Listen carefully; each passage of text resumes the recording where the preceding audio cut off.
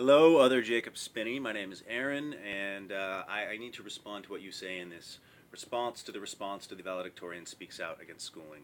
Your main contention is that it is impossible for us to teach people things that they don't want to learn, and I find this to be just flat out bullshit. I mean, no offense, but it's just I completely disagree with you. And let me tell you why.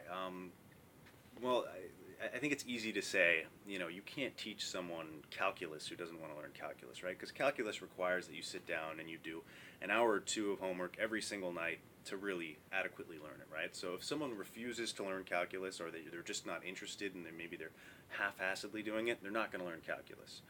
But that's not really true of almost everything else we learn in school. Certainly not what we learn for the first 10 years, 12 years of our schooling, right?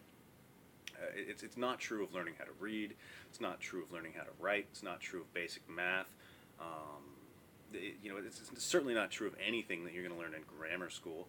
And I don't know why you would think that, right? I mean, how many first graders want to learn how to read? How many second graders want to learn how to write and do these sort of things that you're doing in first and second grade? Probably not very many. I'm sure most of them, if asked, would much prefer to sit at home and learn how to get headshots in Call of Duty all day long. So I don't really know why you're coming out with this sort of thinking, except that it reinforces your basic axiom of libertarian, let people do what they want. But what kind of world are we going to have if we let kids choose what they want to learn, right? We're going to have a whole bunch of kids that choose not to learn certain subjects. We're going to have a generation of illiterates that are a bunch of ignorant people who are going to, what could possibly be better for corporate slaves, right, than a bunch of uneducated, illiterate people who don't have any way of, they don't have any conception of the world around them because they weren't forced to learn all these things. And see, there's another problem here, is when you let people just sort of reside and dwell in their comfort area, they're missing out on lots of things that they don't know that they would like, right?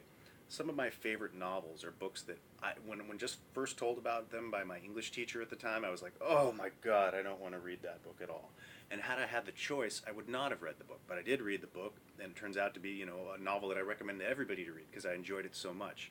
And this is true of a lot of things, right? How many historians would know they like history if they hadn't been forced to sit through at least one history class? How many mathematicians would be mathematicians, or physicists be physicists, if they hadn't been exposed to this outside of their area of comfortability? I think Nicotine's whole point in that video, and is very well made, is that we need to be pushed out and we need to learn a bunch of basic things about the world so that we're not ignorant tools, which is pretty much all you can say about an uneducated person, is that they are, unfortunately for them, an ignorant tool. So you seem to be proposing, now I don't know what this Montessori method is, and you didn't lay it out at all in your video, so I'm not going to address that. Maybe that is the miracle cure for what we need in schooling, but your basic premise that you can't teach people what they don't want to learn is just flat out wrong. And if that's the kind of operation that we want to work off of, then we're just going to have a generation and a world full of ignorant morons who are easily ruled by those who were forced to learn things.